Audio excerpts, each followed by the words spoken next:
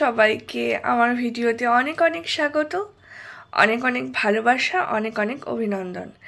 নতুন একটা ভিডিওতে সকলকে জানাই স্বাগত। আজ এই ভিডিওটা এখান থেকেই শুরু করছি। আজকে আমার ভিডিওটা শুরু করতে অনেকটা দেরি হয়ে গেল।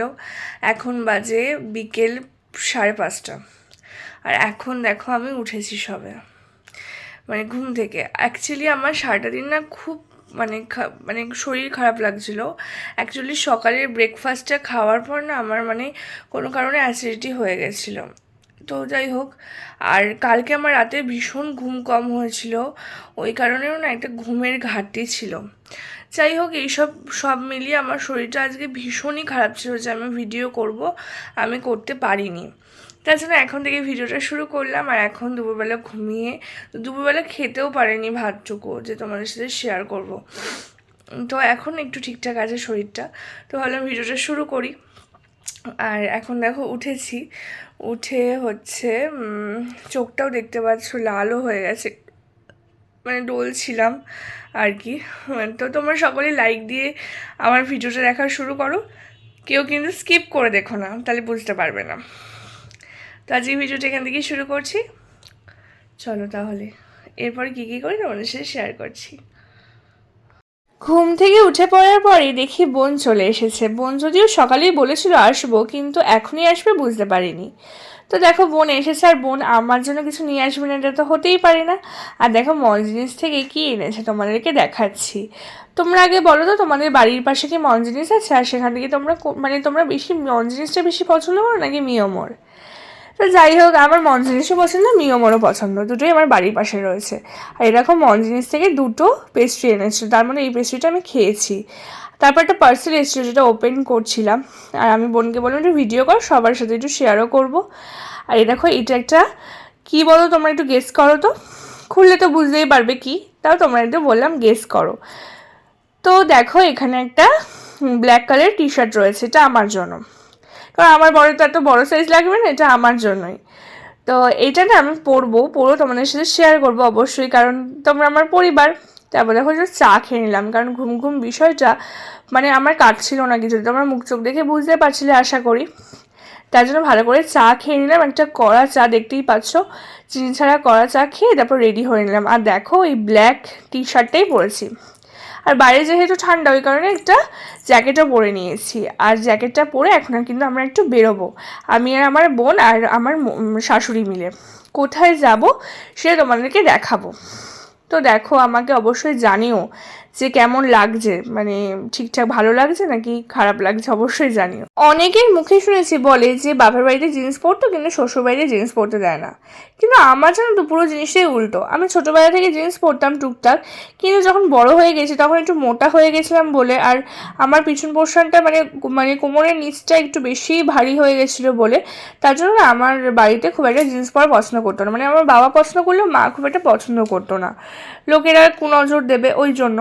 কিন্তু যখন আমি শ্বশুরবাড়িতে এসেছি, বিশেষ করে আমার বড় খুব ভালো, আর আমার শাশুড়ি মেন কথা এই ড্রেসগুলো পরতে বেশি আরও বলে, বলে বলতে যে ড্রেসগুলো পরা এখনকার দিনে দেখো সব সময় তো সব জায়গায় জিন্স পরতে পারবো না, কিছু কিছু জায়গায় জিন্স পরি, যে জায়গাটা যে ড্রেসটা ভালো লাগবে সেটা। তো দেখো আমরা যেখানে এসেছিলাম সেটা হচ্ছে রথতলায়, এখানে হচ্ছে রাসের মেলা শুনেছিলাম হচ্ছে, এই কারণে এটা শুনে আমরা এসেছি।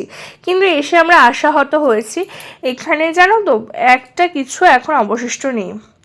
তো দেখে খুব মনটা খারাপ হয়ে গেল, কিন্তু ঠাকুর বললো মন খারাপ করিস না। সামনেই দেখতে পেলাম যে মন্দিরটার আর কি আদলে আর কি রাসের মেলা বা রথের মেলা হয়, সেই শ্রীকৃষ্ণ রাধার মন্দিরে দেখলাম সন্ধ্যের যে আরতি হচ্ছে। মনটা তো দেখে খুব ভালো হয়ে গেল, বিশ্বাস করো এত লোক সমাগম, সবাই মিলে এখানে আরতি দেখতে এসেছে, আর আমরাও সেই সুযোগে আরতি দেখতে পাবো। হয়তো মেলা দেখতে পেলাম না, এই কারণে মনে একটা ক্ষোভ ছিল, কিন্তু আরতি তো দেখতে পেলাম না। তো যাই হোক, তারপরে হচ্ছে এখানকার দেখো বিগ্রহটা কত সুন্দর, বিগ্রহগুলো সুন্দর, আর এখানে একটা তুলসী মন্দির করেছে কত সুন্দর। আর এখানে তোমরা প্রতিটা জিনিস দেখবে যতটা সুন্দর, আলো থাকলে আরও বেশি ভালো লাগতো। এখানে কালী ঠাকুরও রয়েছে, এখানে দেখতে পারবে শ্রী রাধিকা আর শ্রীকৃষ্ণের প্রতিটা টাইমের প্রতিটা যতটা মুহূর্ত তারা কাটিয়েছে, প্রতিটা মুহূর্তের কথা এখানে তুলে ধরা হয়েছে। আমরা কৃষ্ণের সম্বন্ধে কতটুকু জানি, কিন্তু আমরা যতটুকু জানি তার থেকেও বেশি এখানে গেলে আমরা মনে হয় জানতে পারো। বা এখানে রাসের মেলাটা কোনো বছর হয় না, এই বছরই প্রথম হয়েছে। আর প্রচারের অভাবে না এই 10 দিনও মেলা হয়নি, তার আগেই মেলাটা বন্ধ হয়ে গেছে, কারণ যেহেতু লোকজন কম এসেছিল ওই কারণে। আশা করছি পরের বছর হয়তো রথের মেলার মতো এখানেও হচ্ছে রাসের মেলাও অনেক জনপ্রিয় হয়ে উঠবে, তখন অনেক দূর দূর থেকে মানুষ এখানে আসবে। তো এই ভিডিও থেকে দেখো তোমরা দেখতে পাবে যে প্রতিটা এখানে মুহূর্তের কথা লিখেও রাখা হয়েছে, আবার সাথে সাথে ফটোটাও মানে মূর্তিও তৈরি করা হয়েছে। একটুখানি অন্ধকার লাগছিল জায়গাটা, কারণ আলোটা না নিভিয়ে দিয়েছে, যেহেতু মেলাটা শেষ করে দিয়েছে ওরা ওই কারণে। কিন্তু এই মূর্তিগুলো রেখে দিয়েছিল বলে তোমাদের সাথে শেয়ার করছি।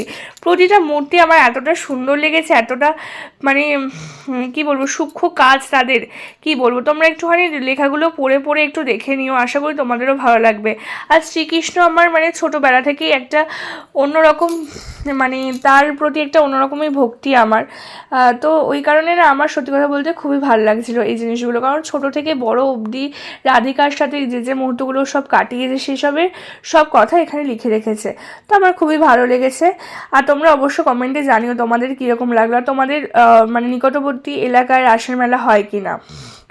তো তারপর দেখো ওখান থেকে ঘুরে এসে বাইরে দেখলাম একটা ফুচকা মানে বিক্রি হচ্ছিল একটা মহিলা, আর ইনি না খুব ভালো ফুচকা মেখেছিল, খুব ঝালও হয়নি, আমার খুব মানে ঝাল কমও ছিল না, মানে মোটামুটি আর কি। আর মানে বেশ ভালোই লেগেছে, আর বেশ ফুচকাগুলো মচমচে ছিল। তারপর দেখো বোনকে বাগমোড় থেকে অটোতে উঠিয়ে দিলাম।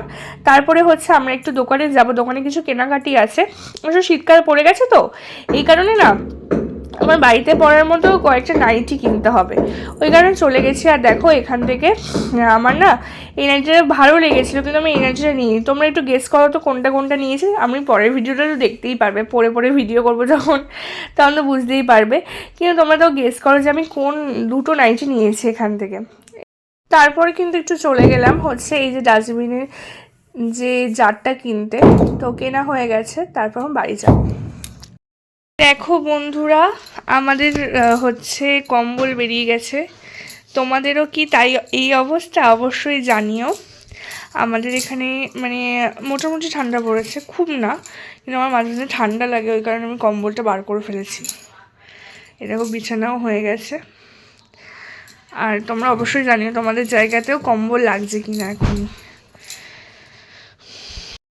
এখন দেখো ঘড়িতে 10:30 বাজে, আর এখন আমি যাব খেতে নিচে। তো চলো খেয়ে আসি, আর তোমাদেরকে দেখাবো কি খাচ্ছি রাতে ডিনার। তো চলো খেয়ে আসি। রাতে খুব একটা ভারী খাবার খেতে খুব একটা ভালো লাগে না, তার জন্য দেখো মশলা ওটসটা নিয়ে নিয়েছে, সাথে একটা ডিম ভাজাও ছিল, তো খেয়েছিলাম, খুব ভালো লেগেছিলো। আর মশলা ওটসটা আমি অনেক দিন পরে খেলাম, মানে আগে বাপের বাড়িতে খেয়েছিলাম, আর অনেক দিন পরে বেশ এই বাড়িতে খেলাম, তো খুবই ভালো লেগেছে। এবার খাওয়া দাওয়া করে নিই, তারপর শুতে যাব। দেখো বন্ধুরা, এখন হচ্ছে 11:45 বাজে। ঠিক আছে, এখন হচ্ছে আজকের ভিডিওটা এতটুকুই, এখানেই শেষ করে দিচ্ছি ভিডিওটা। আমি জানি হয়তো বা একটু ছোট হবে ভিডিওটা, তো দেখা হচ্ছে কালকে আবার অন্য কোনো ভিডিওর সাথে। তো ভিডিওটা ভালো লাগলে অবশ্যই লাইক কমেন্ট শেয়ার করতে ভুলো না।